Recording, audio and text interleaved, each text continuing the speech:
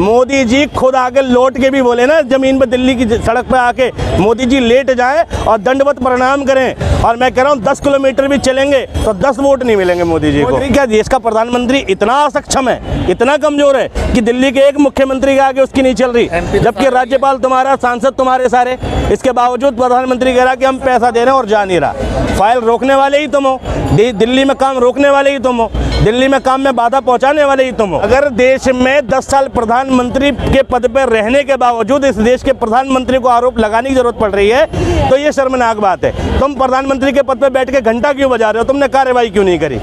तुम और आरोप लगाने से क्या होगा? तुम कार्रवाई करते और बदले में जनता के लिए उससे बेहतर काम करते। देश का प्रधानमंत्री सिर्फ बातें करता है, चुनावी राजा है, चुनाव में सारी बातें कहता है लेकिन काम कुछ नहीं करता। तो अगर बीजेपी चली गई तो क्या क्या खत्म होगा? इमेजिन करे इस देश की जनता, ये जितना हिंदू मुस्लिम का विवाद है एक झटके में खत्म हो जाएगा।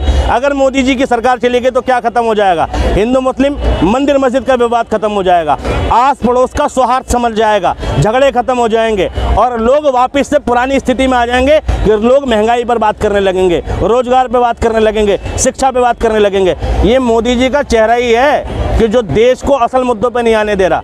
मोदी जी इस देश को महंगाई पर बात करने नहीं दे रहे, मोदी जी इस देश को रोजगार पे बात करने नहीं दे रहे, मोदी जी इस देश को शिक्षा पर बात करने नहीं दे रहे। क्यों? क्योंकि झुंझुना थमा रखा है धर्म का कि तुम बेटा मंदिर मस्जिद करो, हिंदू मुसलमान करो और सीखते रहो। बस देश की एक ही आपदा है, इस देश की एक ही प्रलय है, उस प्रलय का नाम है, आपदा का नाम है नरेंद्र मोदी।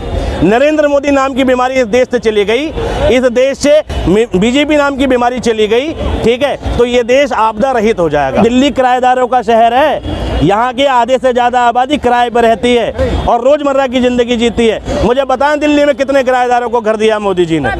जनता का प्रतिनिधि उस इलाके का बाप ही होता है, वह उस इलाके का गार्जियन ही होता है, ठीक है। सोचो अगर तुम्हारा गार्जियन माँ बहन करने वाला होगा, सोचो अगर तुम्हारा गार्जियन, ठीक है, लाल गाल वाली बात करेगा, तुम्हारा गार्जियन महिलाओं के प्रति ऐसी बात करेगा तो दिल्ली का क्या होगा और देश का क्या होगा? हम देश को किस पटल पर रखेंगे? विदेशों में डंका बज रहा होगा रमेश बिधूड़ी की बात से शायद। मोदी जी बताएं मुझे। तो आपको लगता है कि इस बार इस तरीके के बयान नहीं चलेंगे दिल्ली में? बिल्कुल नहीं चलेंगे जी, बिल्कुल नहीं चलेंगे। मोदी जी तो कई आरोप लगा रहे हैं कि भ्रष्टाचार और ये सारे केजरीवाल। अगर देश में 10 साल प्रधानमंत्री के पद पर रहने के बावजूद इस देश के प्रधानमंत्री को आरोप लगाने की जरूरत पड़ रही है तो ये शर्मनाक बात है। तुम प्रधानमंत्री के पद पर बैठ के घंटा क्यों बजा रहे हो? तुमने कार्रवाई क्यों नहीं करी? तुम और आरोप लगाने से क्या होगा? तुम कार्रवाई करते और बदले में जनता के लिए उससे बेहतर काम करते।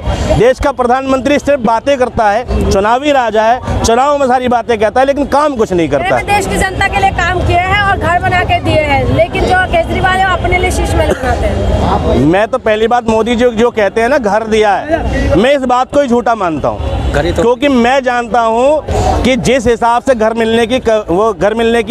बांटने की जो प्रक्रिया चली है उसमें बम्पर घोटाला है। वह जो वहाँ के पार्षद ने, प्रधान ने 50,000 रुपये तो वो लिए। दूसरी बात, घर मिला है उस व्यक्ति को जिस पे रजिस्ट्री थी। एक सिंगल किराएदार पूरे देश में ढूंढ के बताएं मोदी जी जिस पर जमीन का एक टुकड़ा ना हो और मोदी जी ने घर बांटा हो। बताओ मुझे, घर उसको मिला है जिस पर जमीन थी, घर उसको मिला है जिस पर पहले से था।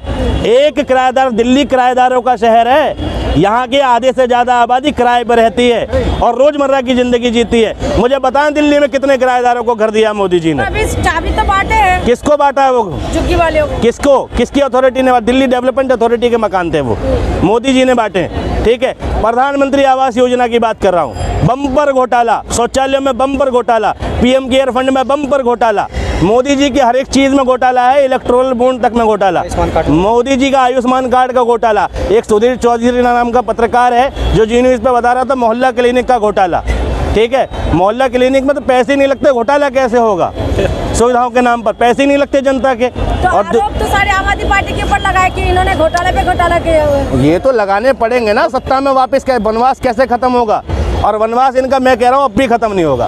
मोदी जी खुद आके लौट के भी बोले ना, जमीन पर दिल्ली की सड़क पे आके मोदी जी लेट जाएं और दंडवत प्रणाम करें। और मैं कह रहा हूँ 10 किलोमीटर भी चलेंगे तो 10 वोट नहीं मिलेंगे मोदी जी को। ये कह रहे हैं कि हम तो केंद्र सरकार की ओर से रुपया भेजते हैं, ये जो अरविंद केजरीवाल की सरकार है वो रुपया खर्च भी नहीं कर पाती है, लोगों तक सुविधाएं पहुँचने भी नहीं देती। कौन बोल रहा है ये बात?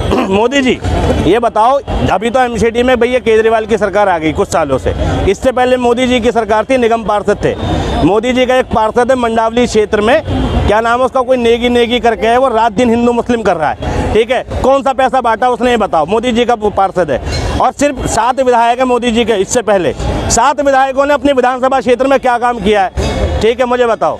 और सरकार काम नहीं करी क्या? देश का प्रधानमंत्री इतना असक्षम है, इतना कमजोर है कि दिल्ली के एक मुख्यमंत्री के आगे उसकी नहीं चल रही, जबकि राज्यपाल तुम्हारा, सांसद तुम्हारे सारे, इसके बावजूद प्रधानमंत्री कह रहा कि हम पैसा दे रहे हैं और जा नहीं रहा। फाइल रोकने वाले ही तुम हो, दिल्ली में काम रोकने वाले ही तुम हो, दिल्ली में काम में बाधा पहुंचाने वाले ही तुम हो। आपदा बोला है, आपदा का मतलब थोड़ा सा समझाइए। इस देश की एक ही आपदा है, इस देश की एक ही प्रलय है, उस प्रलय का नाम है, आपदा का नाम है नरेंद्र मोदी।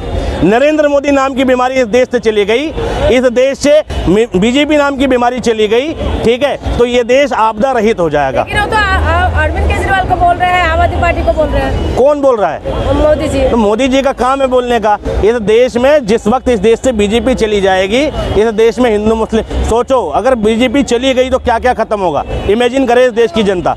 ये जितना हिंदू मुस्लिम का विवाद है एक झटके में खत्म हो जाएगा।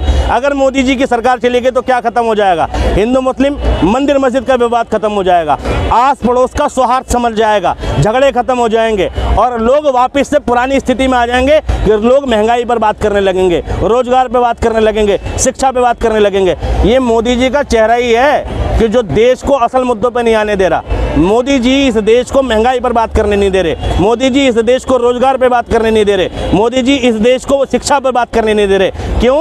क्योंकि झुंझुना थमा रखा है धर्म का कि तुम बेटा मंदिर मस्जिद करो, हिंदू मुसलमान करो और सीखते रहो बस। वो ये कह रहे हैं कि जो केजरीवाल जिस तरीके से नई नई योजनाओं की घोषणा कर रहे हैं, ये लॉलीपॉप दे रहे हैं और ये कहीं इन्होंने और कहीं पूरा नहीं किया, पंजाब में भी पूरा नहीं किया। मैं से सिर्फ एक बात जानता हूँ, जब कोरोना आया तो मोदी जी की सरकार ज़्यादा पावर में थी बजाय ये राज्य सरकारों के।